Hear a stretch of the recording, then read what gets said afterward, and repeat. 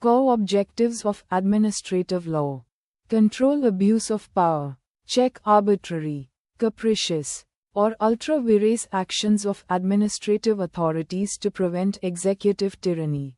Protect individual rights. Safeguard citizens' fundamental and legal rights from unlawful state infringement and bureaucratic excess. Ensure fair procedure. Enforce procedural fairness in administrative decision-making through the principles of natural justice. Audi alterum partem and nemo judex in causa sua. Provide effective remedies. Make adequate legal remedies accessible to aggrieved citizens against state actions, e.g., writs under Articles 32 and 226, injunctions, and statutory appeals. Promote good governance.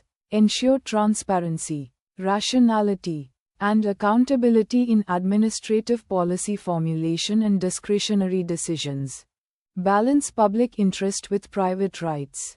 Harmonize the vast socio-economic welfare powers required by the modern state with the personal liberty and property rights of individuals. Uphold the rule of law. Ensure that all executive authorities operate strictly within statutory boundaries and are held equally accountable before the law.